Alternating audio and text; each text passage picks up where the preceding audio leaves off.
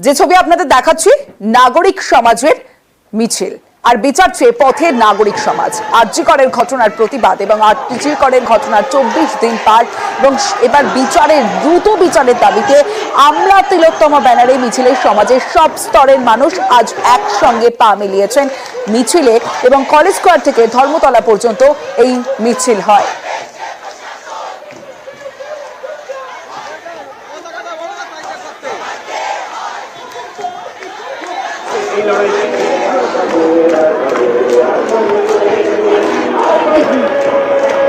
আসলে এই একটা আন্দোলনের জন্য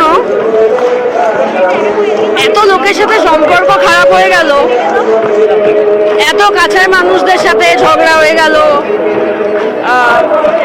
প্লাস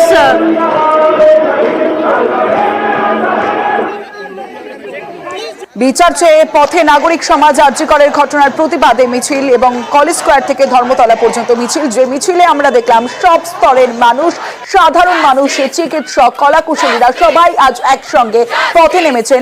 মানুষ রয়েছে আমার সঙ্গে, মানুষের সঙ্গে কথা বলবো। মানুষ, এই মুহূর্তের কি আপডেট? মিছিল শেষ হয়েছে, ধর্মতলা পর্যন্ত পৌঁছেছে।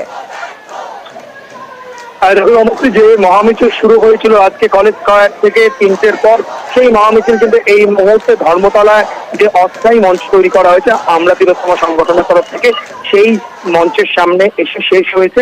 এই মুহূর্তে ভাঙা হাট বলতে পারো, কারণ আমরা তিলোত্তমা যে সংগঠন তার সদস্যরা রয়েছে, তারা মঞ্চে বক্তব্য রাখছেন এবং তারা কিভাবে এই লড়াইকে এগিয়ে নিয়ে যেতে চান সেই বিষয়ে তারা কিন্তু বিভিন্ন বক্তব্য রাখছেন একে একে মঞ্চে উঠে, এবং তার পাশাপাশি বিশিষ্টজনেরাও মঞ্চের পাশে রয়েছেন এবং সাধারণ মানুষেরা কিন্তু শৃঙ্খলাবদ্ধভাবে হাতে হাত ধরে তারা সকলের বক্তব্য শুনছেন। এবং এই মুহূর্তে যে যানজটের তৈরি হয়েছিল ধর্মতলায়, সেটা বলা যেতে পারে কিছুটা এই মুহূর্তে বলা যেতে পারে যে খুলে গেছে, কারণ গাড়ি ঘোড়া আবার চলতে শুরু করেছে। তবে মঞ্চ থেকে বক্তব্য রাখা হচ্ছে এবং যেটা বলা হয়েছে যে 5 তারিখ অব্দি তারা কিন্তু রায় শোনার অপেক্ষায় রয়েছেন এবং তার পরবর্তীতে তারা চেষ্টা করবেন যে পরবর্তী কি পদক্ষেপ হবে বা তারা কিভাবে মিটিং মিছিল করবেন বা কার গ্রেফতারি বা কি দাবি নিয়ে তারা আবার পথে নামবেন সেগুলো নিয়ে আলোচনা হচ্ছে।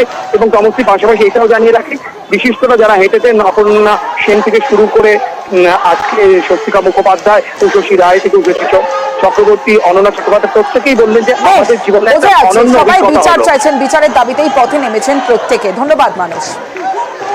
জবাব দাও সিবিআই, ওই প্রিন্সিপালকে এখনো অ্যারেস্ট করা হচ্ছে না কেন? কি তদন্ত এগোচ্ছে? আমাদের কাছে তো কোনো আপডেট নেই। জবাবটা আমাদের কে দেবে? আমরাই তো ভোট দিয়ে সরকারকে ক্ষমতায় এনেছি, তো সেই ক্ষমতার প্রয়োগ করে আমাদেরকে জবাব কেন দিচ্ছে না সরকার? হয়তো এই আমাদের মানে আমার পরের প্রজন্মে বা তার প্রজন্মেও এই লড়াই হয়তো শেষ হবে না, কিন্তু লড়াইটা জারি রাখতে হবে। রাজনৈতিক দলরা নিজেদের মধ্যে খেয়েই করছে, সেটা আমি শুধু বলতে পারি ছি, একেবারে ভেতর থেকে আমি ধিক্কার জানাচ্ছি সেটাকে।